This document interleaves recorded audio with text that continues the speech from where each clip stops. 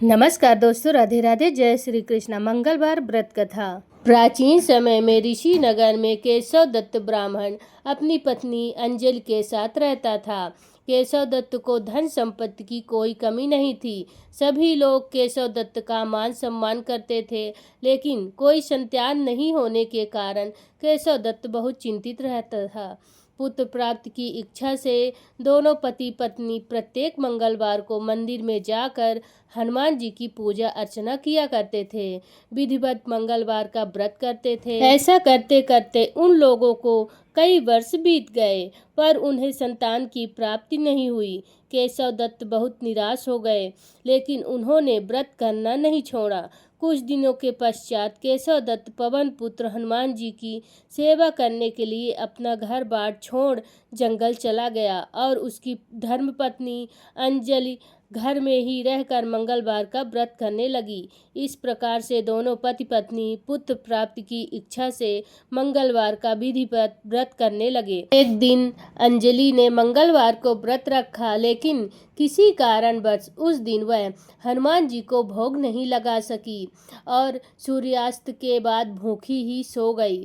तब उसने अगले मंगलवार को हनुमान जी को भोग लगाए बिना भोजन नहीं करने का प्रण किया और 6 दिन तक वह भूखी प्यासी रही। 7वें दिन मंगलवार को अंजलि ने हनुमान जी की विधिवत रूप से पूजा अर्चना की, लेकिन तभी भूख प्यास के कारण वह बेहोश हो गई। अंजलि की इस भक्ति को देखकर हनुमान जी प्रसन्न हो गए और उसे स्वप्न देते हुए कहा, उठो पुत्री, मैं तुम्हारी पूजा से प्रसन्न हूँ और तुम्हें सुंदर और सुयोग्य पुत्र होने का वरदान देता हूँ। यह कहकर पवन पुत्र अंतर ध्यान हो गए।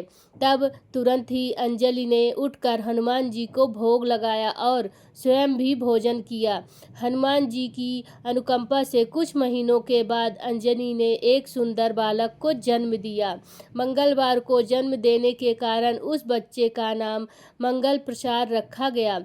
कुछ दिनों के बाद केशव दत्त भी घर लौट आया। उसने मंगल को देखा तो अंजलि से पूछा, यह सुंदर बच्चा किसका है? अंजलि ने खुश होते हुए हनुमान जी के दर्शन देने और पुत्र प्राप्त होने का वरदान देने की सारी कथा सुना दी, लेकिन केशव दत्त को उसकी बातों पर विश्वास नहीं हो रहा था। उसके मन में यह कलुषित विचार आया कि अंजलि ने उसके साथ विश्वासघात किया है और अपने पापों को छिपाने के लिए यह झूठ बोल रही है।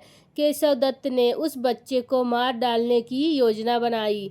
एक दिन केशव दत्त स्नान करने के लिए कुएं पर गया। मंगल भी उसके साथ था। केशव दत्त ने मौका देखकर मंगल को कुएं में फेंक दिया और घर आकर बहाना बना दिया कि मंगल तो कुएं पर मेरे पास पहुंचा ही नहीं था। लेकिन केशव दत्त के इतने कहने के ठीक बाद मंगल दौड़ता हुआ घर लौट आया।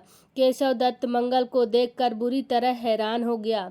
उसी रात हनुमान जी ने केशव दत्त को स्वप्न में दर्शन देते हुए कहा, तुम दोनों के मंगलवार के व्रत करने से प्रसन्न होकर पुत्र जन्म का वर मैंने प्रदान किया था। फिर तुम अपनी पत्नी को उल्टा क्यों समझते हो?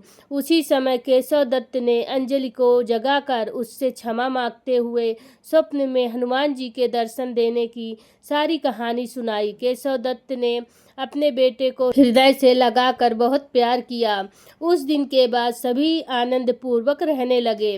मंगलवार का विधिवत व्रत करने से केशव दत्त और उनके परिवार के सभी कष्ट दूर हो गए।